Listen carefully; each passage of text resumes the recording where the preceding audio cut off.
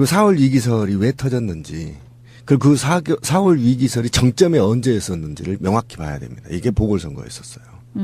네, 보궐선거를 목적에 두고 선거 맞춤용 기획이다? 북풍이었는데 이것은 구체적으로 어느 지역, 어느 세대별로 가장 강하게 타격을 먹었냐면 카톡에서 떠돌아다니는 4월 위기설이었단 말이에요. 그 어떤 매체에서 나오지 않았어요. 별로 받은 바가 없어요. 4월 위기설인데 그러면 전쟁이 가능한가? 라는 측면에서 찌라시가 얘기를 했는데 사실은 한반도에서는 제 주장은요. 어떤 국가도 전쟁을 일으킬 수 없습니다.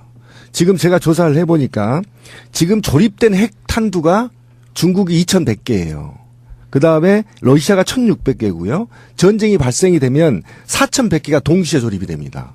그 다음에 북한이 19개가 보유되어 있고요. 일본이 비상사태에 9000개 정도의 핵탄두를 만들 수 있어요. 소형 핵탄두를.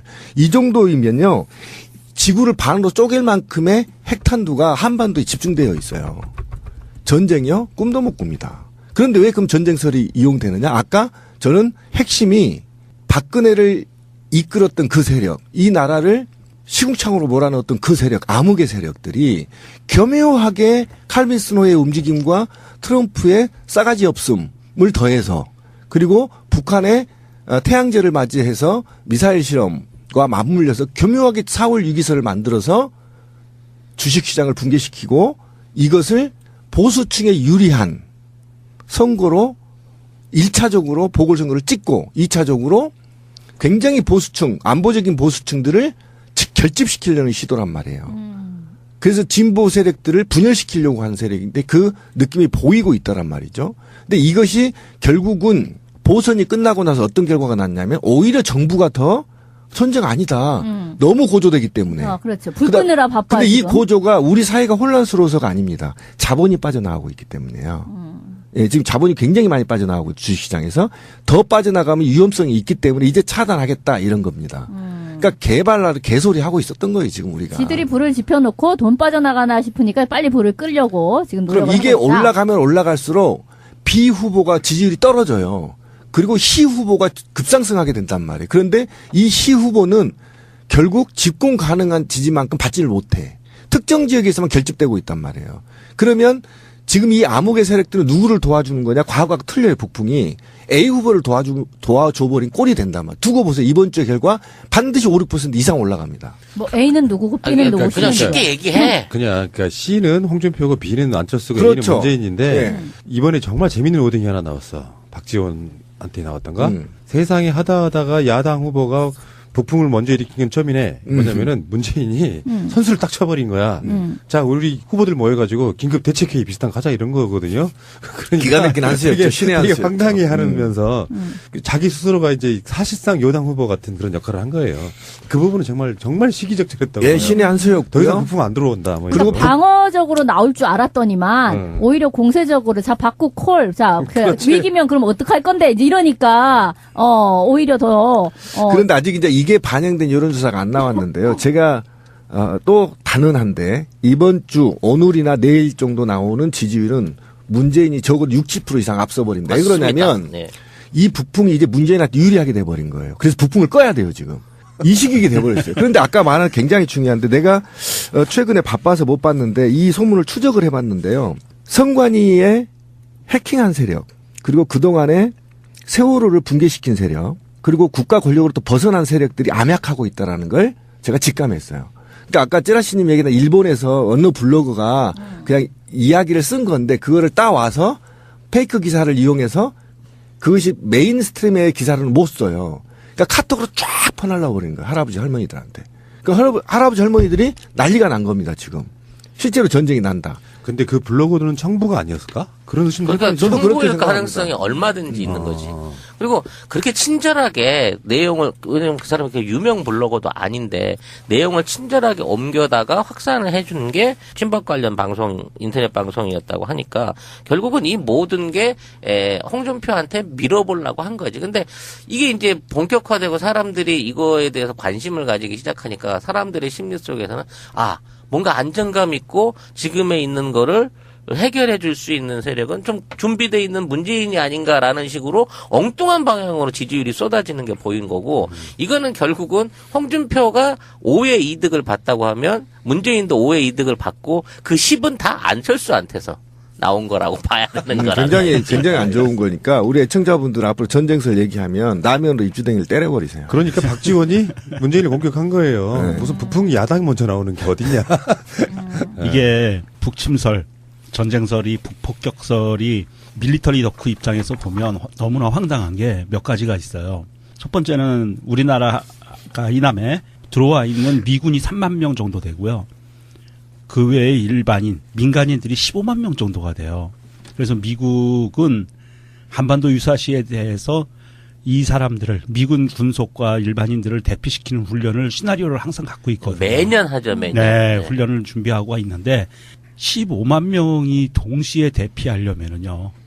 장난이 아니에요. 최소 한 달은 시간을 줘야 돼요. 네, 그리고 거기에 덧붙여서 미군이 들어와 있는 3만 명이 지원부대 역할을 합니다. 그러니까 철수작전의 지원부대 역할을 해요. 실제로 전쟁 수행 부대가 아니에요. 그러면 미군이 항공모함으로 와서 구축함하고 같이 와서 북한을 폭격을 한다고 했을 때 그 항공모함 군단, 그 항공모함이 갖고 있는 그 전력들이 북한을 한 달, 두 달 폭격할 수 있는 전력이 안 돼요. 거의 몇 번밖에 폭격을 못 해요. 그런데 중요한 핵심은 북한은 지금 미사일 발사대가 궤도 차량으로 해서 이동형이에요. 어디에 있는지 잡을 수가 없어요. 그래서 완벽하게 한 번에 제거를 못한다. 그러면 두 번째 핵미사일이 오키나와, 사이판, 오산 공군기지 이렇게 날라온다고 했을 때 대책이 없다는 거고요. 두 번째는 미국이 이렇게 시리아를 공습했듯이 한 번 뿅 쏴가지고 터트리고 응징 차원의 폭격을 하는 게 아니라면 괴멸시킬 정도의 전력을 집어넣기 위해서는 육상부대가 필요해요. 맞습니다. 예. 그런데 아까 말씀드린 것처럼 우리나라에 들어가는 주한미군 3만 명은 자국민들 철수하는데 지원부대 역할을 할 수밖에 없기 때문에 추가 육상부대가 투입이 돼야 되는데 그런 징후는 전혀 없다. 그러니까 쉽게 말해서 이게 싸다고 한 대 때리면 꼼짝 못하는 시리아 같은 멀리 떨어진 중동 국가가 아니고 바로 보복을 할 수 있고 직접적인 전투력을 갖추고 있는 북한 같은 국가에 대해 만일의 폭격을 생각한다고 하면 폭격에서가 아니라 아예 완전히 갈아엎어버릴 정권을 갈아엎어버릴 플랜을 내놔야지. 전면전을 각오하고 그렇지. 시작할 그렇죠. 수밖에 없는데 그게 아니라고 거기에 하면 대한 준비가 전혀 없다는 상황은 폭격 자체도 없다고 봐야 된다. 그러니까 우리가 그러니까 그런 시나리오를 쓰는 순간 우리는 전쟁 노름에 휘말린단 말이에요. 그리고 누군가는 그걸 설계를 짠단 말이에요. 그래서 제가 단언해버린 거예요. 뭐냐면 핵을 보유한 국가는 선제공격 불가능하다. 이게 인류의 숙제예요. 핵이 있는데 어떻게 해요? 한번 생각해봐. 싣고 맞아요. 가서 박아버리면 끝인데. 그러니까 핵을 무력화시키기 전에는 불가능한 핵 얘기예요. 보유국은 일체 공격이 선제가 불가능하단 말이에요. 그래서 핵은 공격용이 아니라고 주장했던 게 그거의 방어용이라고 했던 게 핵을 보유하는 순간 지금 북한이 19개 정도 국제사회가 인정하고 있어요. 그냥 현재 있단 말이에요. 비상시에 몇 개를 만들지 몰라. 우라늄의 보유가 최고 매장량 1위야. 근데 그 내용 전혀 몰라. 패스전 국가라. 미국이 가히 무슨 특공부대? 그건 영화에서나 나온 얘기고요. 불가능하다는 겁니다. 근데 어쨌든 북한이 핵 보유국이라는 것을 이제 국제사회가 공식적으로 인정하지는 않는다 할지라도 지금 미군이 한반도의 사드 배치에 열을 올리고 있는 이유도 보면 북한이 핵 보유국으로 자기들이 생각해도 인정할 수밖에 없기 때문에 사드를 그렇죠. 한반도에 배치하려고 전 난리인 거잖아요. 근데 전체적으로 보았을 때 그렇다면 북한이 핵 보유국이라는 것을 미군도 인지하고 있는 인정하고 있는 상황이라고 한다면 미군 입장에서 북한을 지금 말씀하신 것처럼 굉장한 위험 부담을 가지고서 폭격을 할 이유는 없는 거예요. 오히려 어떤 북한을 핵 보유국으로 인정한 암묵적으로 인정하는 선상에서 북미 조약의 방향으로 가면서 사실은 북한과 중국의 관계를 뭔가 이간시켜내는, 그러니까 떨어뜨려내면서 자기들 쪽으로 끌어올려는 방식의 외교전을 펼치는 것이 미국 입장에서도 훨씬 더 유리할 수 있는 거죠. 그렇죠. 자, 마지막으로 정리를 하자면 북한이 지금 칼빈 스노우를 신경 써서 그러는 게 아니라 15일 날짜로 이제 태양절이라서 김일성 탄생 105주년 기념식을 해요. 근데 4월 15일이 예. 김일성 탄생일인 예. 거예요? 예. 근데 거기에 맞춰서 지금 외신 기자들을 엄청나게 많이 평양으로 불러들였어요. 근데 이 사람들 체류 일정을 특이하게 일주일을 더 잡아서 22일까지 잡아서 불러들였단 말이야. 그러니까 15일 이후에 22일까지 북한이 뭔가 깜짝 쇼를 할 가능성이 높아요. 그러니까 실제로 북한 당국자가 기자들한테 그런 얘기를 예. 했어요.